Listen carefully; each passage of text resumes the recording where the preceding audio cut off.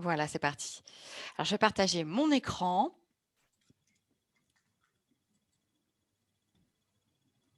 Donc, merci à tous d'être là ce matin. Je me rends compte après ce tour de table que vous êtes, pour ceux qui sont en entreprise, dans les organisations, plutôt des marques très avancées dans la marque employeur. J'ai l'habitude de travailler pour des PME, PMI qui sont souvent moins avancées et qui cherchent, des solutions rapides pour faire avancer sur ce sujet. Il y a 2 ans, le Club de la presse et Ankam m'ont donné l'opportunité d'intervenir sur ce sujet qui s'appelait marque employeur, qui était un petit peu moins connu qu'aujourd'hui et et bien 2 ans après, je réalise que la marque employeur fait plutôt partie d'un jargon de marketeur, quand bien même les RH en sont, l'utilisent plus facilement. Mais je trouvais qu'aujourd'hui, il est absolument nécessaire pour le marketing de travailler avec le RH et que cette marque-là est un pendant de la marque au global et que les RH doivent être vraiment pilotes. Donc j'utilise moins la marque employeur, mais c'est vraiment l'attractivité de l'entreprise. On verra aussi qu'il y a un pan rétention et engagement qui me paraît être plus juste aujourd'hui pour avancer plus rapidement sur ces sujets avec les RH en leader. Alors, lors de ma dernière intervention auprès d'un client, heu, on m'a dit: «La marque employeur, c'est bien, mais nous voudrions des quick wins». C'est-à-dire qu'aujourd'hui, dans la crise qu'on traverse, les RH sont vraiment au premier plan tous les jours, chaque seconde et le marketing se doit d'apporter des réponses plus rapides que ça ne l'a été dans le passé où la marque employeur était un travail, que l'on faisait, on va dire, à long terme. Alors, généralement, le marketing, la communication interne arrive sur le sujet par le passé parce qu'il fallait nourrir les réseaux sociaux, notamment LinkedIn. Quel est le contenu qu'on peut donner pour parler de l'entreprise aujourd'hui? Mais d'un point de vue RH, ce qui est demandé aujourd'hui, c'est travailler l'attractivité, donc le recrutement des bons talents, mais aussi la rétention des talents pour des métiers qui sont sous tension. Sophie en parlait tout à l'heure, l'attrait de la Suisse, par exemple, en Alsace, qui est souvent, difficile à contrecarrer. L'engagement également. L'engagement, c'est la capacité à vivre, incarner tous les jours les valeurs de l'entreprise et en faire, quelque chose qui va amener, hem une de l'innovation de par le travail, de l'équipe et du coup de la pérennité.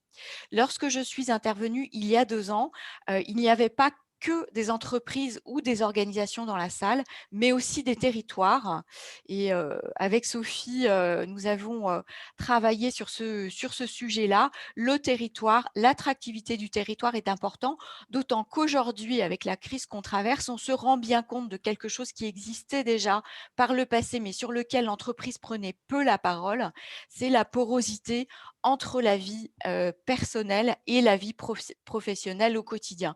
Qu'est-ce que le territoire peut dire aujourd'hui pour attirer les talents? On parle bien sûr des talents de la ville qui peuvent s'installer dans des villes de taille plus petite, voire à la campagne. Qu'est-ce que le territoire peut apporter comme information à l'entreprise, comme message à l'organisation pour être acteur de cette attractivité et rétention. Alors aujourd'hui, on est là pour que les ressources humaines, le marketing et la communication se comprennent mieux pour être plus alignés et donc plus efficaces. Alors j'ai trouvé cette publicité, cette communication pour, l'escrime, en France. C'est un masque en gant, une distance et pour autant, les outils qu'on vous donne aujourd'hui pour faire mouche, ce sont 10 solutions, 10 points clés qu'on peut parcourir pour en garder deux trois et avancer plus rapidement. Par où commencer? Alors, les 10 points, c'est se comprendre aujourd'hui, pratiquer la veille, qui est très important parce que les choses arrivent très rapidement, capitaliser sur la marque qui est déjà existante d'une manière ou d'une autre dans l'entreprise, avec ses points forts et ses points faibles, formaliser clairement la marque employeur, les innovations, créer des innovations dans l'expérience collaborateur, modéliser le parcours candidat et le parcours collaborateur. On verra comment ça peut aider à trouver des solutions et une cohésion pour tout le monde. Travailler évidemment l'onboarding qui est en pleine mutation aujourd'hui. Pratiquer l'offboarding. Souvent, les clients n'y prêtent pas assez de temps et d'efforts sur ce point-là. Donc, l'offboarding, c'est le moment où des collaborateurs, des employés vont quitter l'entreprise. Pourquoi pas l'employé advocacy? Ça n'est pas si simple. C'est un vrai projet, je le disais tout à l'heure, se faire accompagner par des experts du digital pour pouvoir déployer ça en toute sérénité et que ça en toute efficacité. Et puis, je vous ai fait une petite liste des écueils, une checklist à garder à côté de soi pour éviter de se tromper. Les grands principes marketing que nous utilisons en tant qu'experts dans la marque employeur sont les suivants.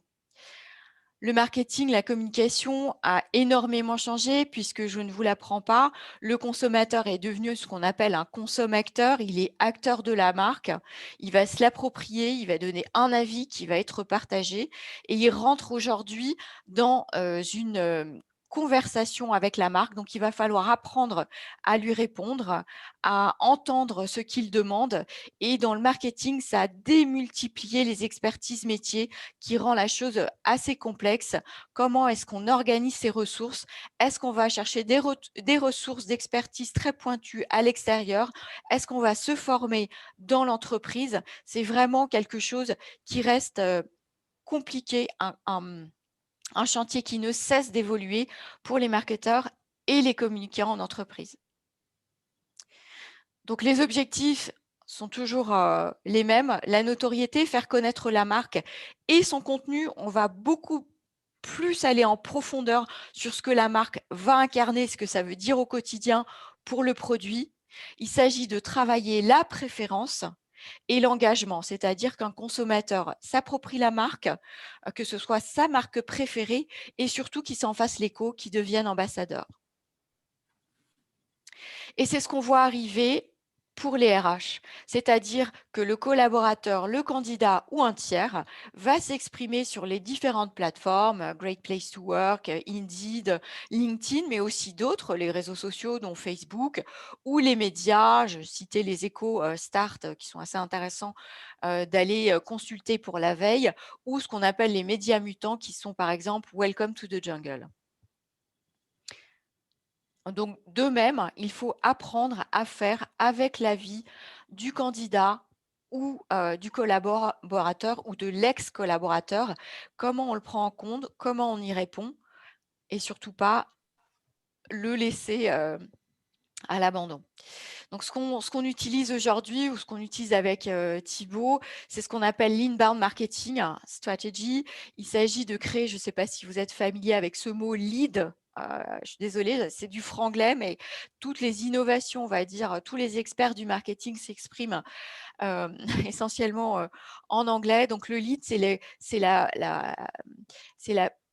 l'objectif ultime qui est de capter un consommateur, un candidat et de l'emmener dans un processus de marketing inbound qui va permettre à la marque de rester en contact avec lui et de le faire avancer selon certains stades qui sont les suivants. Donc, attirer l'inconnu qui n'est pas en contact avec votre marque, le convertir en visiteur, quelqu'un qui va aller visiter vos sites ou vos réseaux sociaux. Un prospect, donc nous pour une marque, c'est quelqu'un qui va demander par exemple à être inscrit à une newsletter et rentrer dans notre CRM qualifié de préférence. On espère, on fait tout pour qu'il devienne évidemment client et puis on le fidélise en le faisant devenir ambassadeur. Alors, et donc on a pour chacune des étapes des points de contact. Ça peut être le blog. Le SEO, c'est la capacité à travailler la visibilité du site internet sur Google, les réseaux sociaux évidemment.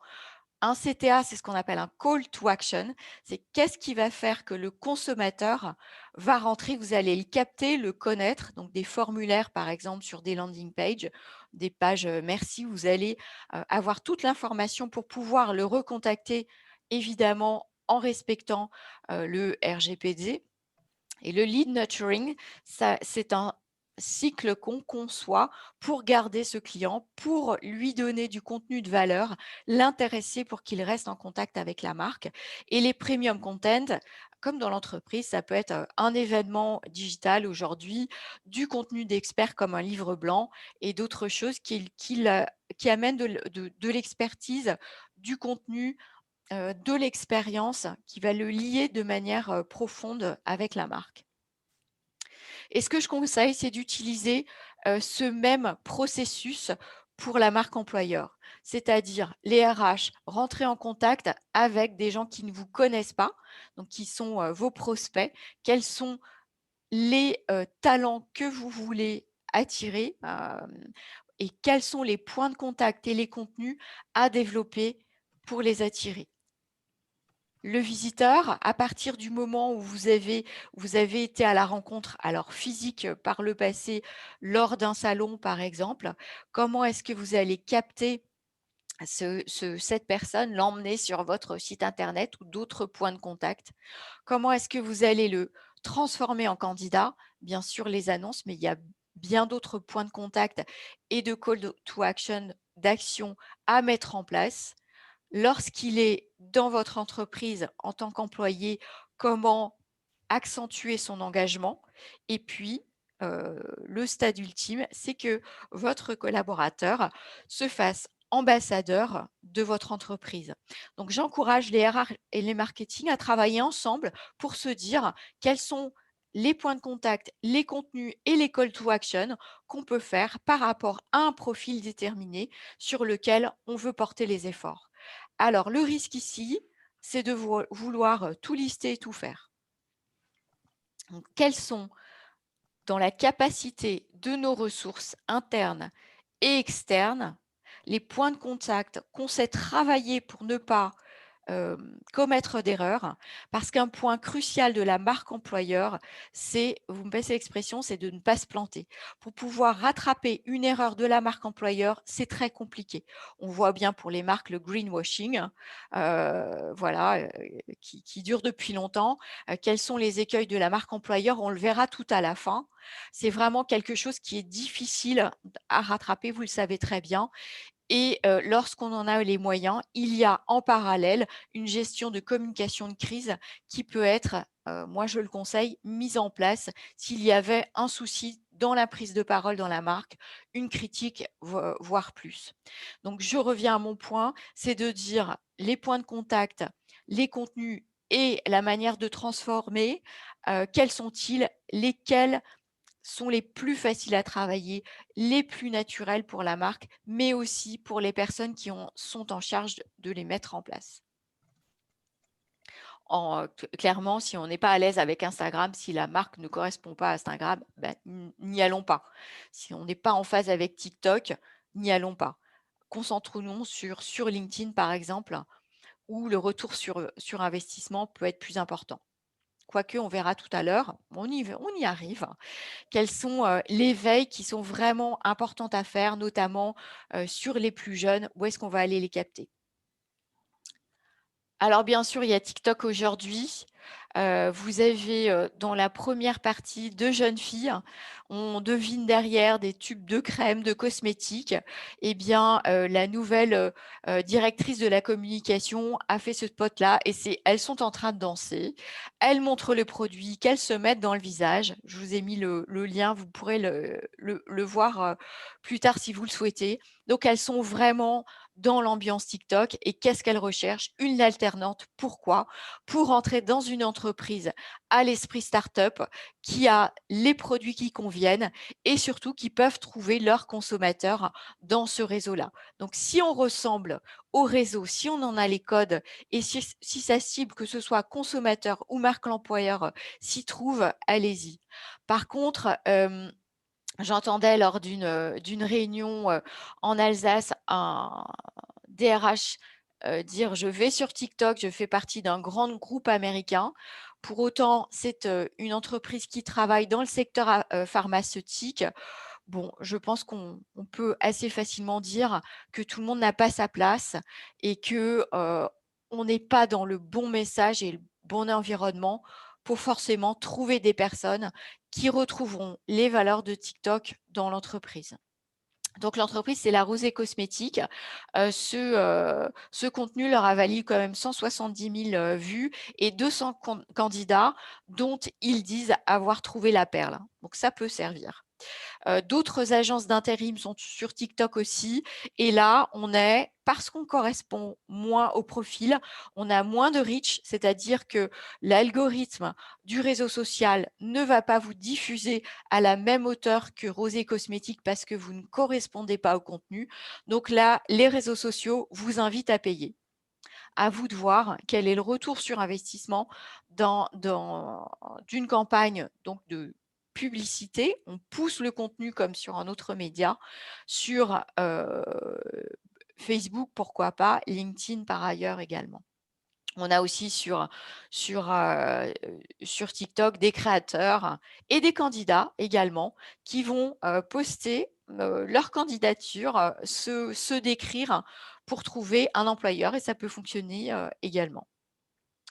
Alors, vous avez aussi une grande mutation qu'on constate ces dernières années, ces derniers mois, sur la responsabilité sociétale de l'entreprise.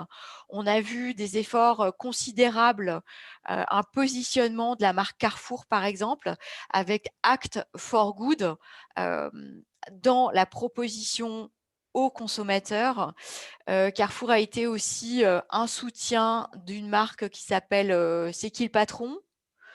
Alors, je ne sais pas si vous êtes familier avec cette marque-là, mais ce sont donc les consommateurs et les producteurs qui sont réunis pour fixer le juste prix. Il s'agit du lait, du beurre, des pâtes, du chocolat.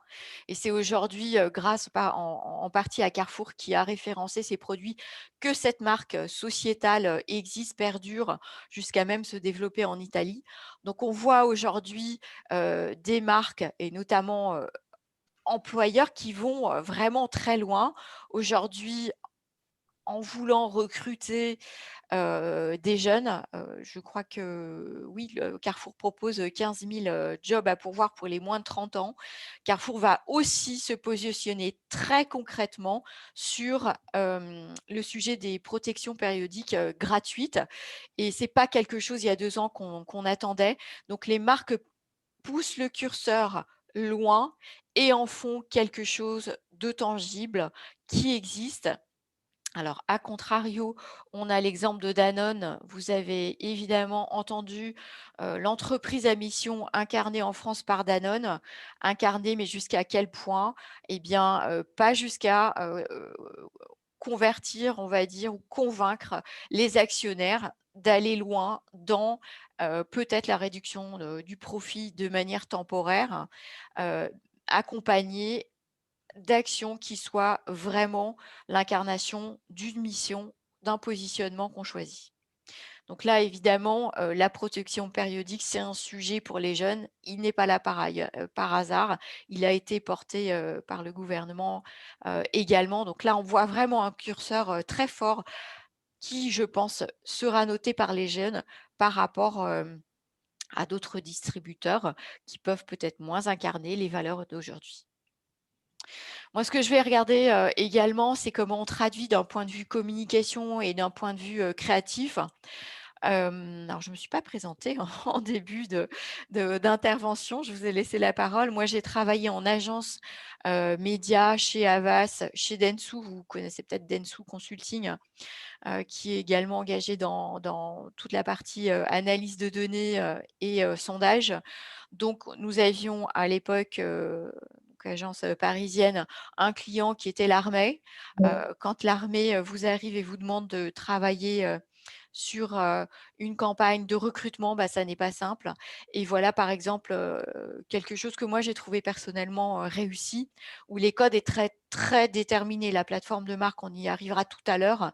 C'était vraiment très précis pour que chacun des points de contact, réseaux sociaux, campagne de pub dans les médias, que vous avez vu sans doute en affichage, ait des codes très précis. On a travaillé aussi ce qu'on appelle l'environnement de marque qui doit protéger cette marque. On ne peut pas se retrouver n'importe où avec ce type de message. Encore une fois, j'utilise un mot anglais, ça s'appelle la brand safety. Ça vous encourage avec, votre responsable communication, avec les agences à travailler sur les points de contact que vous avez listés dans le parcours qu'on a vu tout à l'heure. Quels sont les points de contact qui vous assurent que votre marque sera en sécurité, non pas, juste à côté d'un article qui va parler d'attentats, par exemple, ou d'autres sujets compliqués aujourd'hui. Se poser la question de savoir où est-ce que va apparaître ma marque et que dans quel environnement constructif qui envoie un message au cerveau positif. Est-ce que vous avez des questions jusqu'à maintenant? Alors je continue. Avec le plein écran, je ne vois plus le chat. Donc n'hésitez pas à utiliser, le micro. Peut-être en cas si tu vois des questions qui apparaissent, je veux bien que tu m'en fasses part. Merci. À mon Voilà, avis, c'est très clair pour tout le monde, hein, il y a pas de tu es gentil, il faut merci. continuer comme ça. Je continue comme ça. Et puis, je vais accélérer parce que du coup, je regarde, l'heure. Il est aussi ah si, je vois plus conversation. C'est très clair, super. Merci Christian. Alors non, je reviens, sur, une marque, comment je reviens en arrière? Bon, c'est pas grave. C'est la marque Petit Bateau. Il m'arrive pas de travailler, pas mal pour le secteur du textile, la décoration, et donc j'ai une veille particulière pour ces marques-là qui incarnent, des valeurs, comme, Petit Bateau, Yves Rocher, d'autres. Et Petit Bateau a, quelque chose qui fonctionne très bien sur LinkedIn, par exemple, c'est une ligne éditoriale. À partir du moment où on a choisi la cible sur laquelle se concentrer, le parcours, les points de contact et les actions à mener pour convertir, sur les réseaux sociaux, il faut une ligne éditoriale. On ne peut pas toujours parler de l'onboarding du dernier, Non, collaborateur. non. Je je vous y encourage bien entendu, mais il y a d'autres choses à mettre en exergue et j'ai particulièrement regardé ce que Petit Bateau postait pendant le confinement, la crise et cetera, puisqu'ils étaient contributeurs, de la production de masques, mais aussi, hem quels étaient leurs positionnements par rapport au rapatriement des usines, de textiles en France. Le groupe SEB aussi, qui est très engagé dans le made in France et la capacité à faire des produits durables. Comment est-ce qu'ils ont été challengés, sur Twitter? Je dois avouer que je suis moins Twitter. Je suis plus LinkedIn, on peut pas tout faire et souvent quand j'ai des questions sur des marques qui sont très présentes sur Twitter, Orange par exemple, je vais aller chercher quelqu'un qui est plus, sur ce sujet-là ou la transfo, digitale parce que j'ai des partenaires sur chacun des sujets que j'actionne pour la veille ou pour, les recommandations comme je vous disais tout à l'heure, pardon, Thibaut qui est là aujourd'hui. Alors voilà, à partir de la marque, vous avez une marque qui existe dans chacune des entreprises. Souvent, les PME, les TPE me disent: «On a une marque» et on commence par expliquer l'histoire de l'entreprise et on s'arrête là. L'histoire, what's your story? C'est quel est aujourd'hui le contenu de marque, l'expérience que vous allez raconter et ça n'est pas que, l'histoire de la marque. Bon, les personnes, qui sont dans la salle ont travaillé, salle virtuelle, vous êtes bien au-delà de ça, mais je mets juste un petit point, d'orgue pour les marketeurs et les RH qui sont moins avancés. La plateforme des marques n'est pas l'histoire de l'entreprise. Ensuite, il s'agit dans la marque, avant tout, avant de lancer un chantier, c'est de vous dire à qui on s'adresse. C'est ce qu'on appelle le persona marketing. Donc, d'un point de vue consommateur ici, vous voyez bien, on est tellement sur nos smartphones, on a tellement de contenu digital qu'il faut vraiment se poser la question à qui on s'adresse pour ne pas être dilué. C'est le challenge tous les jours, du marketeur, à qui s'adresse-t-on? Je veux toucher tout le monde, ça va pas être possible. Sur quel profil, quels sont les consommateurs qu'on recherche pour que nos efforts, marketing soient vraiment ciblés, qu'on ait un retour sur investissement de conséquent. On a aussi des cibles bien entendu, B2B, c'est pareil. En B2B, quelles sont, les cibles qu'on se fixe comme étant prioritaires sur les 6 prochains mois, sur les 12 mois à venir ou ouais, 6 mois, 12 mois, c'est déjà pas mal, aujourd'hui, et surtout quels sont les points de contact sur lesquels on va retrouver ces cibles, points de contact qu'on saura, traiter correctement, pour lesquels on aura les ressources en externe et en interne pour faire le job correctement. Donc ça, c'est la plateforme, de la société que j'ai créée aujourd'hui qui s'appelle Infuse Conseil. Il y en a d'autres. Ce qui est important, c'est pas de commencer par l'histoire de l'entreprise, c'est sa vision. Aujourd'hui, quelle est-elle? Avec, la covid, quelle est la vision de l'entreprise? Quelles sont les cibles d'un point de vue consommateur, B2C, B2B? On le voit tout à l'heure en tant que marque, employeur, quelles sont les cibles sur lesquelles se concentrer aujourd'hui? Quelles sont les cibles sur lesquelles vous avez un enjeu? Quelle est la promesse?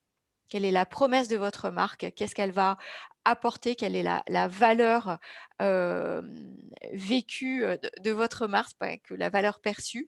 Là, on arrive à l'histoire. Quelle est l'histoire de l'entreprise qui peut servir, bien entendu, cette plateforme de marque?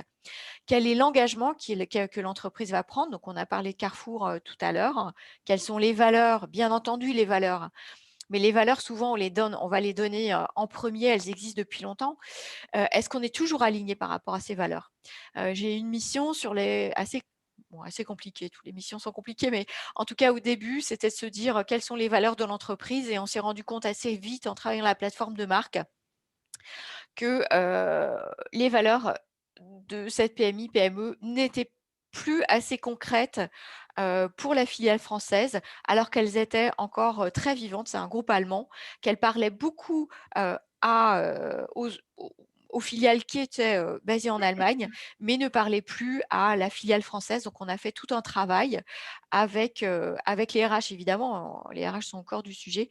Comment peut-on s'approprier les valeurs d'un groupe pour qu'elles soient vivantes, non pas crédibles, mais qu'elles soient incarnées par rapport à ce qui se passe dans un pays par rapport à un autre. Ça aussi, l'aspect local est important à prendre en compte. En Alsace, on a souvent, moi j'interviens essentiellement en Alsace, pour l'instant, sur la marque employeur. On a souvent ce décalage entre le groupe américain, le groupe allemand et la plateforme de marque employeur, alsacienne, française, et pour finir, bien entendu, quelle est la signature, de la marque? Quels sont ses codes aussi? Puisque c'est très important d'avoir un cadre sur ce point de vue-là. Quels sont le type de photos, la manière dont apparaissent, les personnes, qu'on va pouvoir mettre, en place dans la ligne éditoriale sur tous les points de contact qu'on va développer. Donc la plateforme de marque, c'est une référence, il faut y passer du temps régulièrement parce qu'elle est mouvante avec tout ce qui se passe. On sait que rien n'est figé aujourd'hui et elle doit être partagée avec tous les partenaires de l'organisation. Donc c'est quelque chose que je disais il y a quelques années qui était, moins évident. Aujourd'hui ça l'est. Ça l'est avec les RH, mais c'est aussi, on le verra tout à l'heure, avec la direction qui doit absolument l'incarner pour qu'on puisse la reconnaître. Évidemment, avec les commerciaux, la communication et la finance, tout le monde doit être imprégné et en accord, aligné sur cette plateforme de marque. Alors, bon, l'exemple en B2C de la plateforme de marque, qui va être complètement alignée, de A à Z sur la communication, c'est Michel, Augustin. C'est, la grande, référence marketing, depuis longtemps parce qu'ils ont été très forts, dès le début. Et aujourd'hui, les plateformes de marque, elles sont, vraiment challengées, notamment au niveau RH. Alors c'est une étude, Prism Emploi qui est sortie dans Les Échos. C'est que les plus jeunes et moins jeunes, parce que je trouve qu'on dit souvent, que c'est les plus jeunes. Moi, je trouve que dans les interviews que je fais, je parlerai de ma méthode en entreprise, en distanciel, on questionne beaucoup plus la mission de l'entreprise, son aspect, durable. Que fait l'entreprise pour l'écologie aujourd'hui? Particulièrement les conditions de travail, heu, avec le télétravail, avec les conditions de travail, dans, les bureaux, dans les usines, qui n'ont pas arrêté de travailler. Quelles sont ces conditions? Quel est l'équilibre, vie pro perso? Quand on travaille, le week-end, de nuit, il y a certains secteur d'activité où la crise a amené, plus 30 d'activité, comme par exemple, l'industrie pharmaceutique pour certains. Comment on va amener ses collaborateurs à vivre, l'entreprise qui doit travailler 24 heures sur 24, et le salaire qui vient finalement, non plus comme numéro un comme ça a pu l'être par le passé, mais bien entendu, c'est important.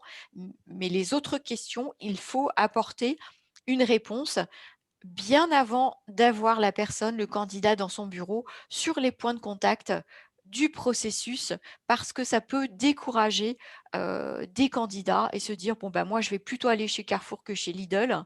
Je vais plutôt aller, chez Orange, qu'ailleurs,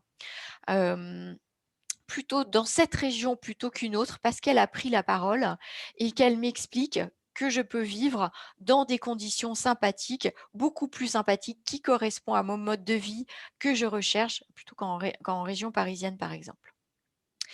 On a dans la plateforme de marque qui a évolué, qui a un cas d'école aujourd'hui, la Camif.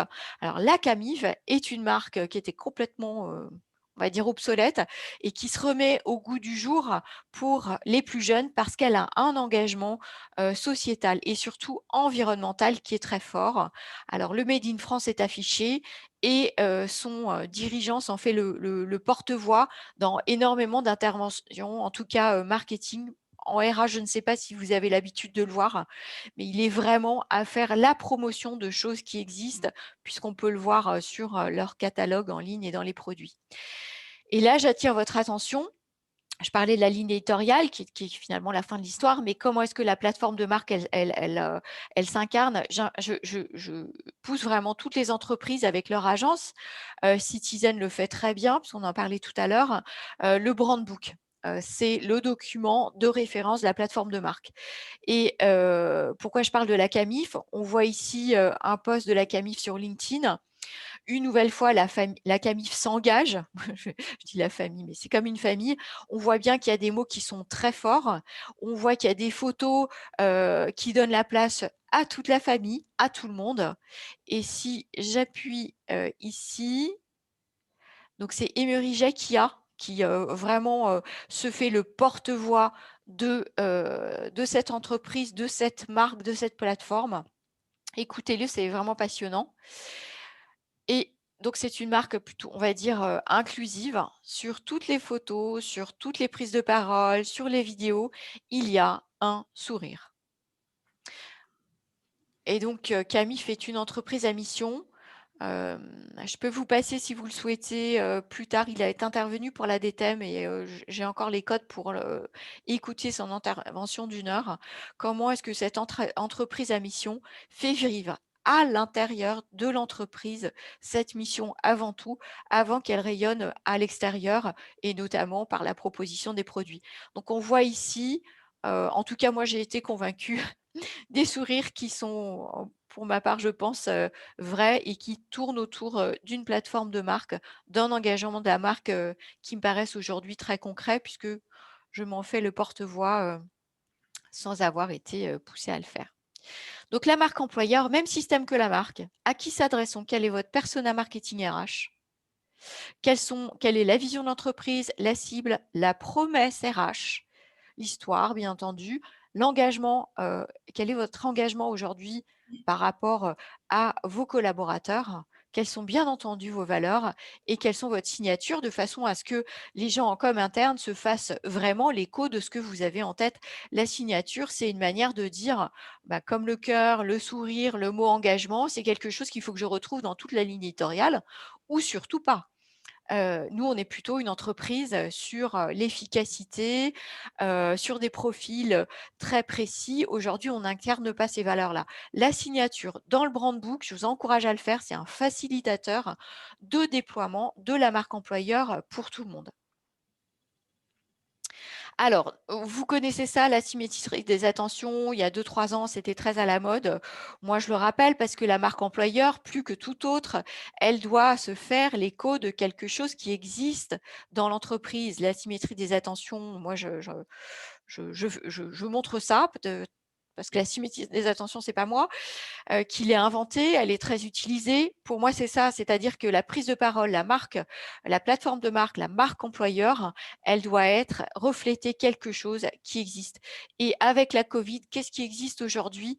Vous êtes hyper sollicité en RH pour justement faire exister de nouvelles choses. quelles sont-elles? Lesquelles vont être pérennes? Quelles sont les choses dans l'entreprise, dans l'expérience qu'il va falloir améliorer? Lesquelles sur lesquelles l'entreprise estime avoir fait le maximum? Donc c'est la cohérence entre la valeur perçue, ce qu'on va montrer, quelle est la valeur qu'on perçoit quand on prend, connaissance de votre plateforme de marque, de votre communication et quelle est la valeur vécue. À l'intérieur, qu'est-ce qui se passe et qu'est-ce qu'on dit? Donc quelle est votre promesse RH? Dans les PME que je rencontre, si je prends 5 personnes, elles sont pas forcément capables de formuler une promesse RH, très cohérente.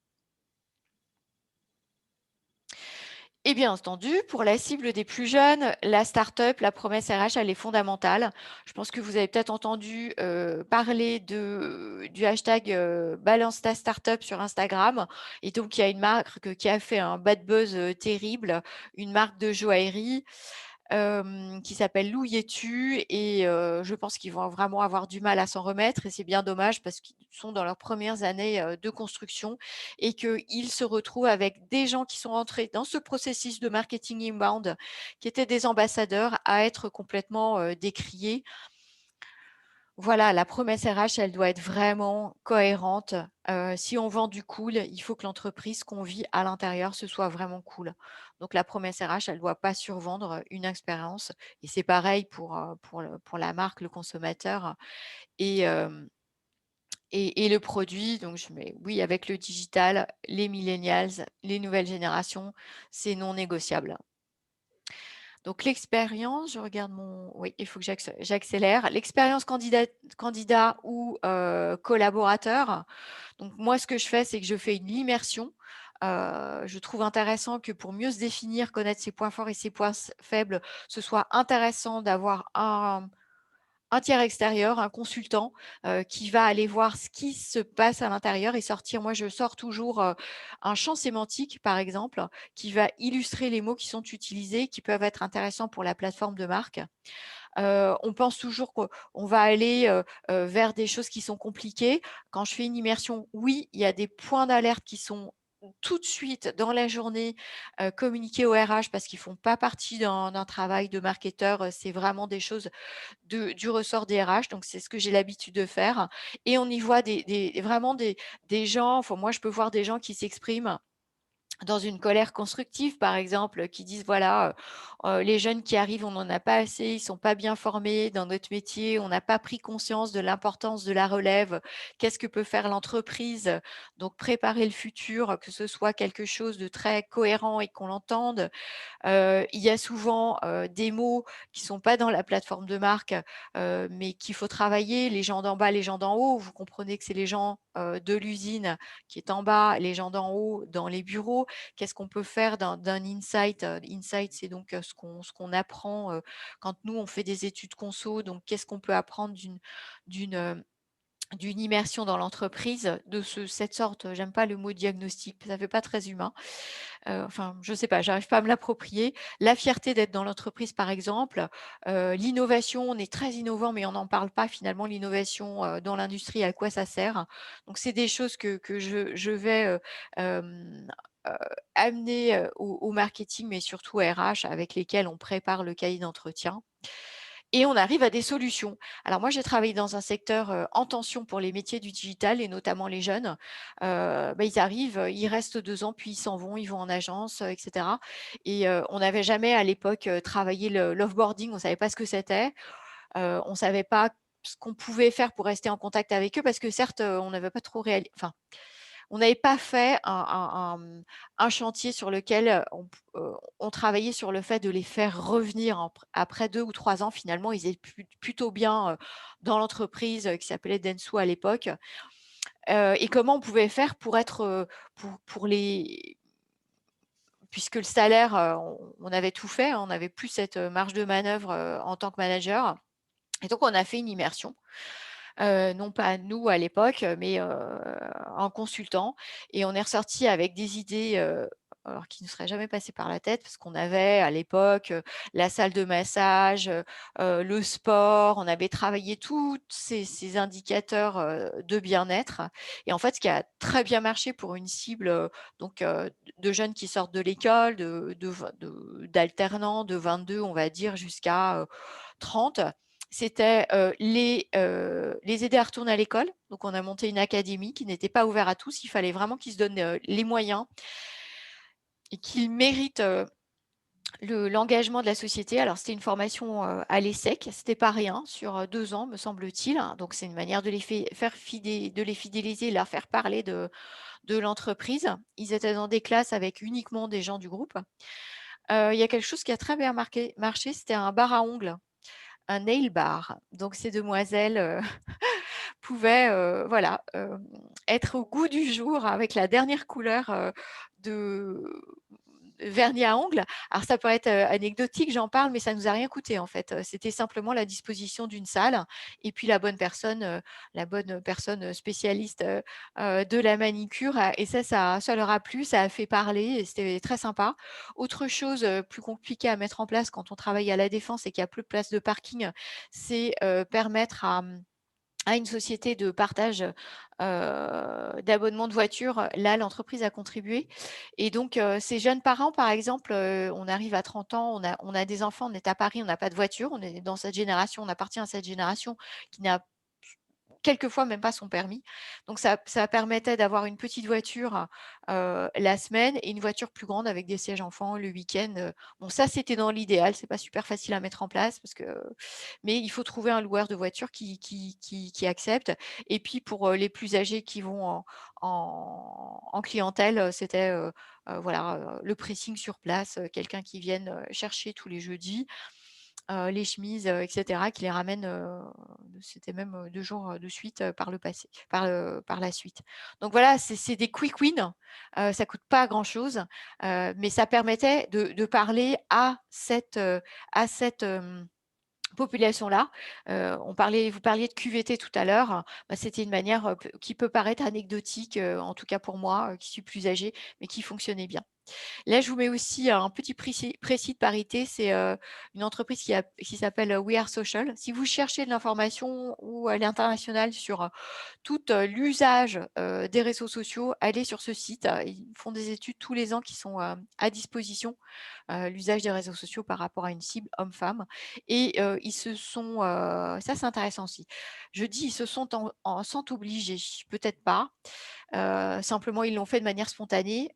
C'est publié en fait, le rapport, homme-femme, hem, dans, les posts ou sur les pitchs, donc ce sont des sujets, des appels d'offres sur lesquels, ils travaillent. Quel est le pourcentage de femmes et quel est le pourcentage d'hommes? Parce que souvent, on s'imagine en tant que communicant, marketeur ou peut-être même RH, que tout le monde est au courant de tout et que les collaborateurs ont une idée très précise de ce qui se passe. Mais en fait non, on a chacun un filtre et on s'imagine chacun des choses par rapport à ce qu'on a entendu, par rapport à ce qu'on s'imagine et quelquefois, c'est intéressant d'une manière informelle et sympathique de publier des chiffres. Combien de personnes en télétravail, combien de journées sont allouées. Là, par exemple, il y a marqué 100 des pères ont pris leur congé de maternité. 31, moyenne d'âge dans l'entreprise. 80 sont des CDI, des CDD. Donc moi, j'encourage aussi à faire une chose qui est assez simple, c'est de voilà, publier des sujets, des chiffres sur des sujets. C'est très concret. On peut aussi travailler l'évolution de points faibles et puis mettre en exergue, des points forts. Ça peut être aussi pour un territoire, des choses, intéressantes à faire. Je vais plus vite, modélisation du parcours collaborateur ou candidat. Je sais pas combien d'entre vous ont modélisé le parcours, mais ça peut être intéressant. Le parcours, je montre ce que c'est tout à l'heure, pour savoir la conversion des candidats, vous avez ça, c'est sûr, mais quels sont les points de contact avec, vos cibles qui permettent de convertir rapidement? Aujourd'hui, il y a plus de salon physique, par quoi on a remplacé ça? c'est intéressant d'avoir un parcours qui soit bien sûr particulier par rapport à chacun des métiers, métiers de bureau, comment ça se passe, dans l'usine, est-ce qu'on peut recruter vraiment ailleurs? Est-ce qu'une usine en Alsace va pouvoir recruter ailleurs? Est-ce que dans la Meuse, on peut faire bouger certaines populations? Je ne sais pas, c'est une question à se poser. Donc la particularité des métiers pour les ingénieurs, on va chercher en national. Quel est sur le parcours, sur la modélisation, le point, le moment, la période où on a systématiquement des départs? Pourquoi? Au bout de temps et temps de temps? Les métiers en tension, c'est pareil, quand on sait que sur ces métiers, on va avoir des gens, Sophie le disait tout à l'heure, bah, qui vont accepter des postes en Suisse, mais dans le parcours, pourquoi, à quel moment il y a ce changement-là?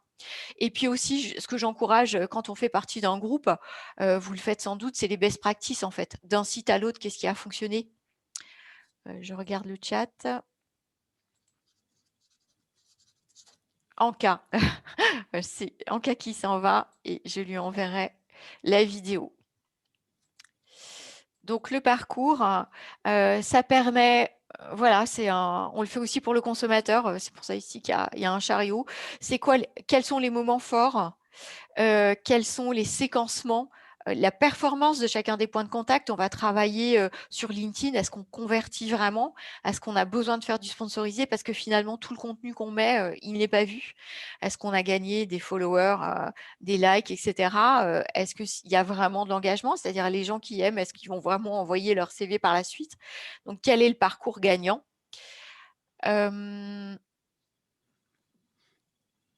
Donc, ça permet aussi d'identifier les moments à forte densité émotionnelle. Ça, c'est intéressant de voir quels sont les moments finalement qui vont convertir. Est-ce que c'est la cooptation, par exemple? On travaille souvent ça avec des clients. C'est-à-dire pour une marque, comment on fait pour qu'un vendredi soir, sur des métiers où on sait que d'autres points de contact vont pas fonctionner, quand on a une entreprise qui est au fond d'une vallée, comment finalement on va recruter dans la vallée ou la vallée suivante, et la cooptation est importante. En fait, il y a des moments clés, mais ça fait partie de la vie privée. Comment on va faire pour donner cette intensité émotionnelle au discours qui va permettre à quelqu'un de raconter quelque chose d'intéressant le vendredi soir? Je vais pas aller plus loin dans l'exemple parce que je voudrais pas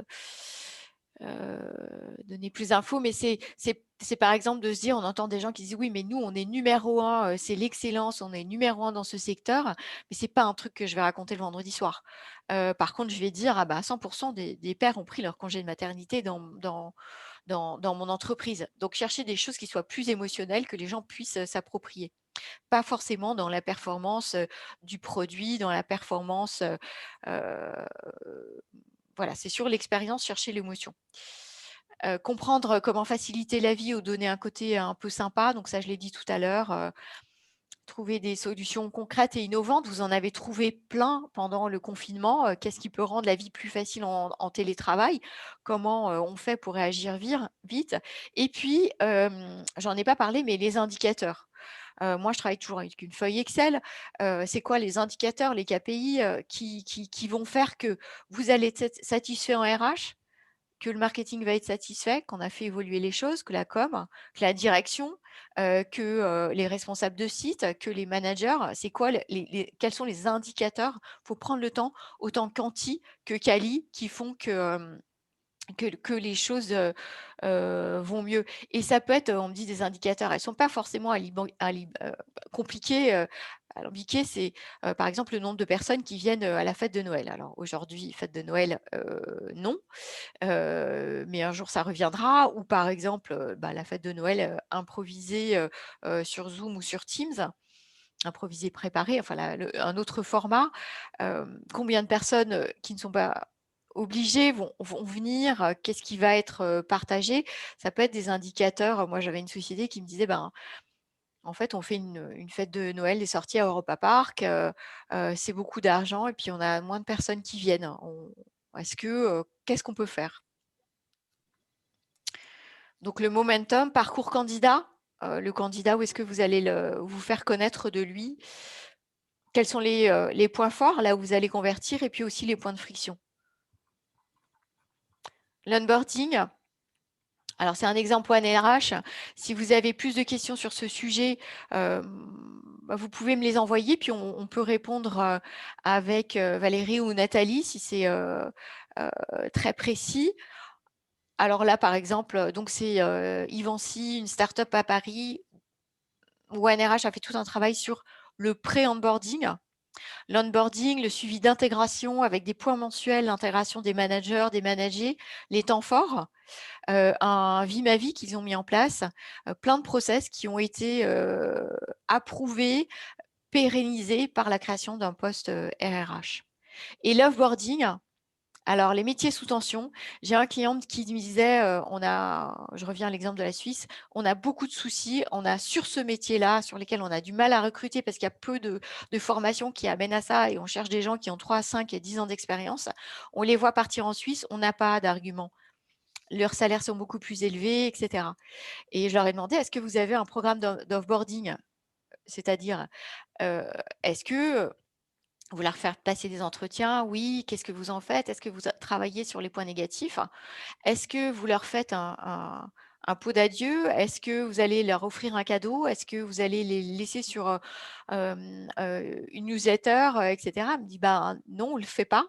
Parce que je pense que pour moi, pour ma part, et en ayant été employée de grands groupes, et en voyant donc ces jeunes dans le digital partir, c'est partir en bonne entente, les respecter, laisser des points de contact, des fils, entre vous et l'entreprise. Parce que si une personne a le courage de revenir, parce qu'en Suisse, la vie est chère, ils se retrouvent dans un environnement extrêmement excentré. Est-ce que le lien social va se faire? Eh bah, vous ne savez pas. Mais dans 6 mois, si, l'ex-collaborateur est resté en contact avec l'entreprise, bah, peut-être qu'un reviendra. Et celui qui reviendra se fera l'écho d'une expérience négative à l'extérieur et se fera l'écho une expérience positive à l'intérieur et empêchera peut-être de prochains départs. Donc l'offboarding, on n'y passe peut-être pas de temps parce qu'on n'a pas forcément envie non plus, de passer du temps avec quelqu'un qui fait la critique de l'entreprise et qui s'en va. Mais moi, j'encourage vraiment à changer le mindset, par rapport à ce moment critique, ce point fort, ce temps, difficile où il faudra travailler plus de points forts, pour rester en contact, constructif avec ces personnes qui s'en vont. Et les départs en visio, je pense que c'est extrêmement compliqué, mais là aussi, faire quelque chose, à distance, un cadeau qui arrive à la maison, qui va, concrétiser l'engagement de la société. Je vais finir Mmh. par l'employé advocacy. C'est un peu le Graal.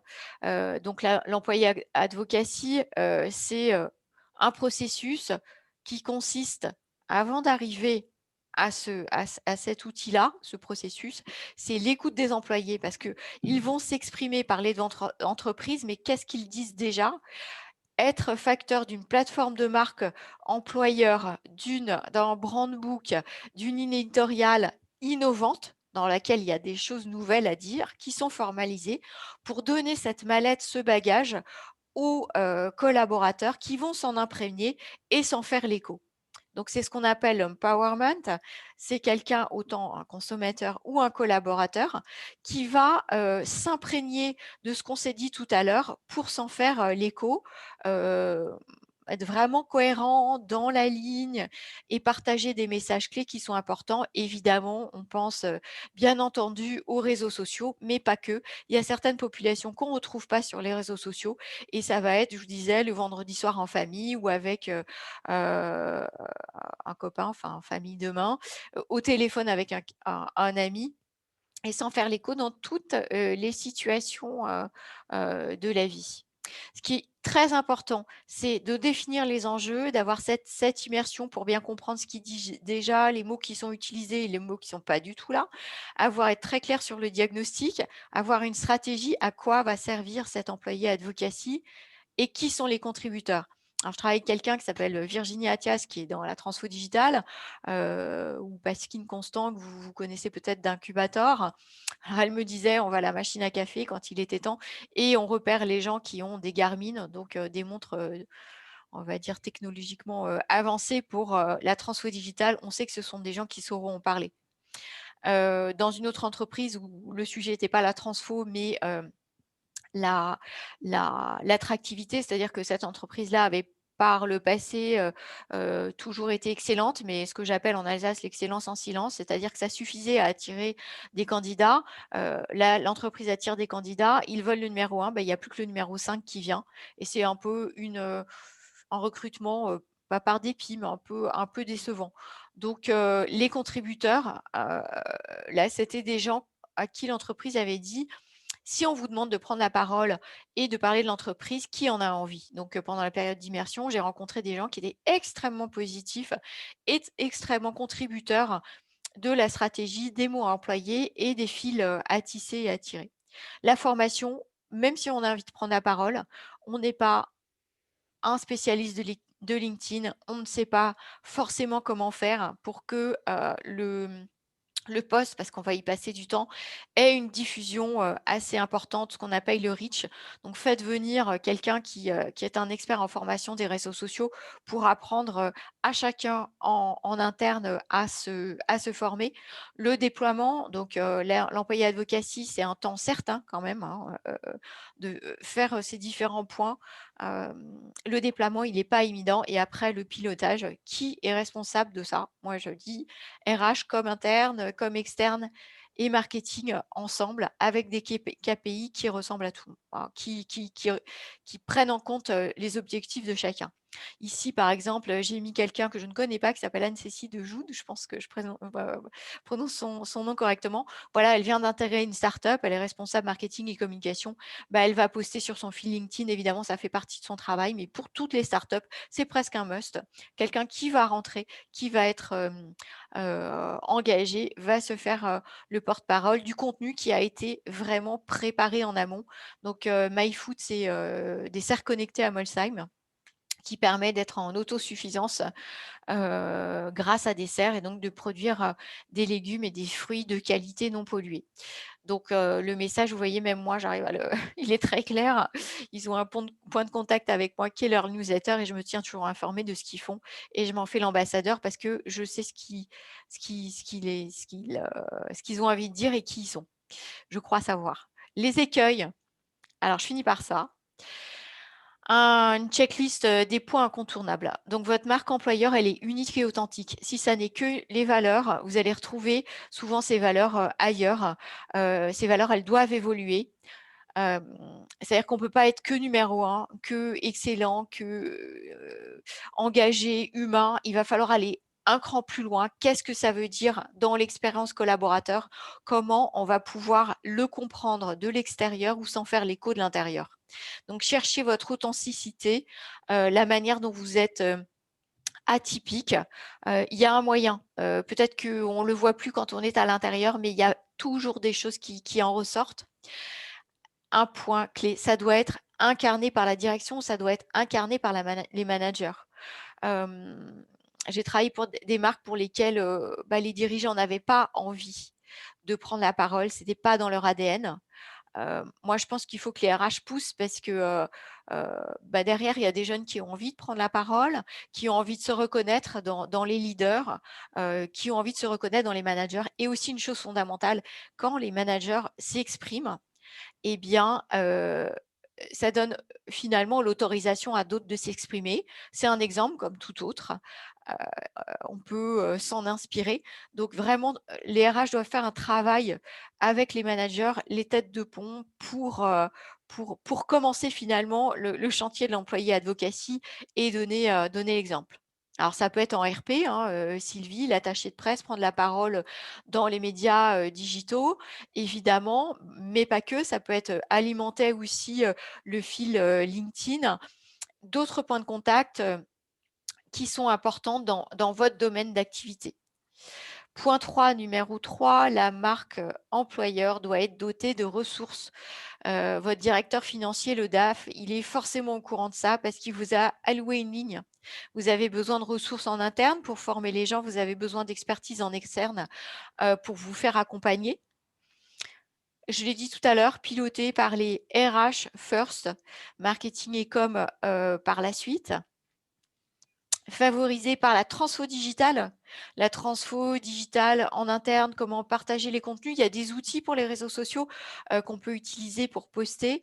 Comment on fait pour vérifier dans l'employé advocacy, ce qui va se dire, est-ce que vous êtes une entreprise qui donne le droit à l'employé de prendre la parole et de se tromper et que vous allez les accompagner en toute bienveillance, ou est-ce que vous êtes une entreprise dans laquelle on ne peut pas se tromper, auquel cas on va préapprouver tous les contenus qui sont émis par les collaborateurs sur les réseaux sociaux. Là, je pense plus particulièrement à l'employé advocacy. Quel est votre processus? Quel est votre indicateur si, on va dire, l'erreur ou quelque chose qui ne soit pas l'imprécision, par exemple. Est-ce que c'est un KPI pour vous? C'est-à-dire, c'est non négligeable, on doit être à 100% de cohérence avec la ligne éditoriale. Il y a des outils qui existent, la transfo digitale peut le permettre. Je le disais tout à l'heure, moi j'ai travaillé pour des marques compliquées dans mon portefeuille de clients à Paris, notamment sur l'écologie qui était très, très attaquée. On a toujours eu une stratégie de crise.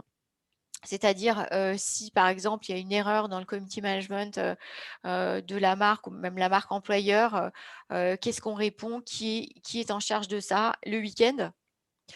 Voilà, qui va prendre ce chantier, cette responsabilité lorsque on n'est pas forcément connecté au bureau? Comment ça va se passer? Il y a un vrai sujet ici. Qu'est-ce qu'on dit? Qui le dit? Quand? Et puis, je parlais tout à l'heure du fait que ça doit être adapté à la culture locale.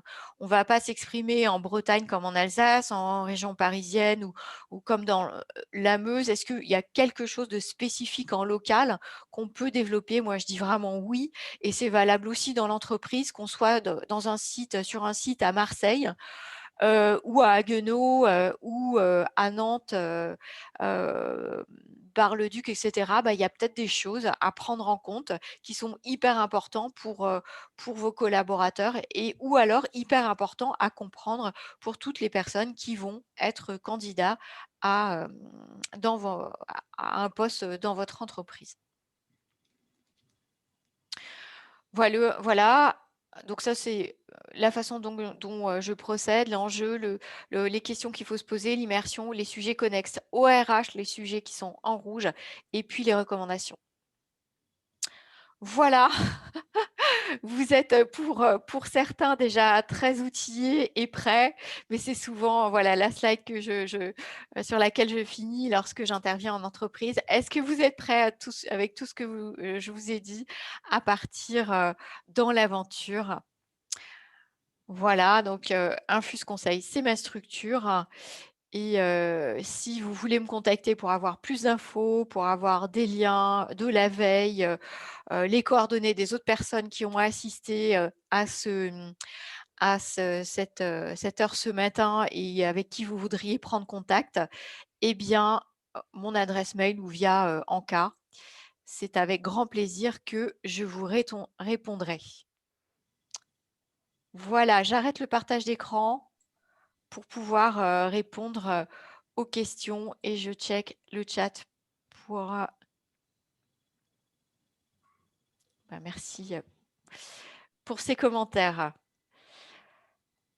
Est-ce que vous avez des questions auxquelles je vais tenter de répondre aujourd'hui, maintenant ou plus tard?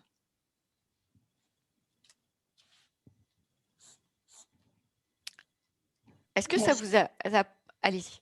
Merci Maïté. Non, pour le moment, je n'ai pas de questions. Je digère un peu tout ce que tu nous as donné et je reviendrai vers toi. Merci. Merci Sophie.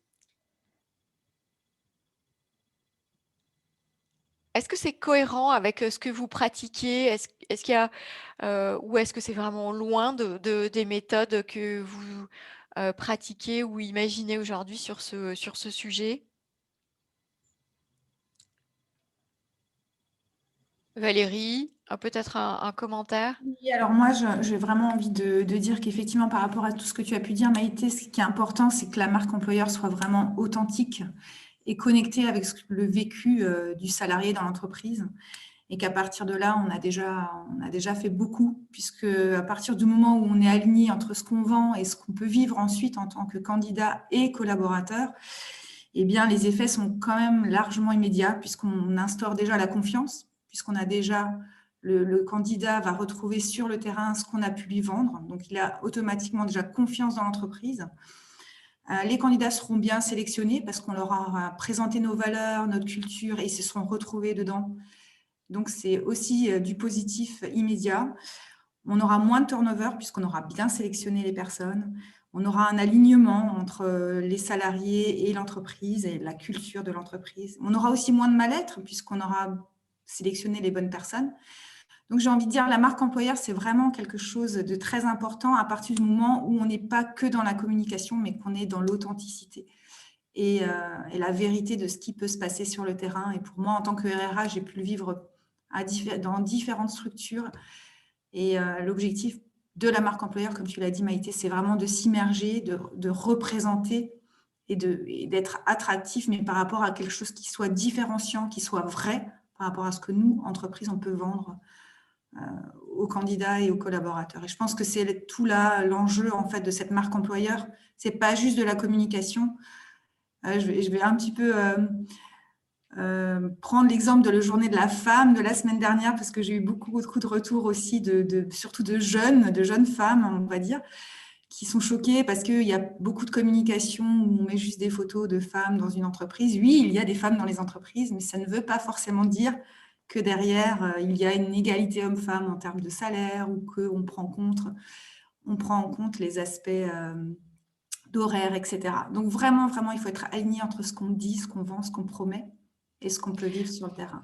Alors, je rebondis parce que l'exemple de We Are Social, c'était exactement pour la journée de la femme et avoir de la data sur ce qui se passe vraiment en entreprise. J'ai trouvé que c'était judicieux plutôt que d'avoir dans sa ligne éditoriale justement le journée de la femme ou la journée de Xtel, etc., sur lequel on n'a pas vraiment de sujet, on n'a pas préparé, ça n'existe pas vraiment dans l'entreprise finalement. Et si on n'a rien à dire, ne disons rien. Ou alors publier ces chiffres-là qui sont tout à fait intéressantes. Et ce que je trouvais bien aussi, c'est que eh bien, ça parlait des hommes aussi. Oui, Donc, c'est ça qui est intéressant. Et relié avec des faits, avec des choses concrètes. Voilà. Hein, c'est-à-dire, bon, OK, il y a la communication, mais derrière, quels sont les faits réels en termes RH positifs pour le collaborateur. Mais voilà, je partage à 100% ta vision des choses. C'est pas si compliqué que ça, en fait. Merci Valérie. J'ai très largement débordé, donc je ferai suivre à ceux qui nous ont quitté cette petite vidéo. Est-ce que quelqu'un veut encore ajouter quelque chose? Régine, Sylvie, Stéphanie, Thibaut? Un grand merci pour ce qui me concerne. C'était vraiment, je pense, très complet. Effectivement, je suis complètement en phase avec ce que Valérie disait également. Et puis, c'est vrai que ce qui est vraiment aussi important, c'est l'engagement de la direction. Et, parce que c'est vrai que, enfin, après, tout est lié. Hein, je veux dire, si la direction, enfin voilà, si on veut être vraiment dans une communication authentique, il faut que ça parte d'en haut et s'il n'y a pas ça, forcément, ça veut dire que s'il n'y a pas cet engagement de la direction, ça veut dire qu'à un moment donné, il y a quelque chose qui n'est pas tout à fait au clair. Et tant que ce petit quelque chose n'est pas au clair, forcément, ça va se ressentir dans tout et tout ce qu'on pourra mettre en place ne suffira pas. Donc, parfois, il vaut mieux faire moins, mais le faire, j'allais dire, avec cœur et que toute la ligne managériale de l'entreprise soit OK avec ça. Et ça sera déjà beaucoup. Merci Régine. Eh bien, je vous souhaite une très bonne journée et je vous dis à bientôt. Merci beaucoup d'avoir été là. Merci. Bonne journée à tous. Au revoir. Merci Maïté, au revoir. Merci.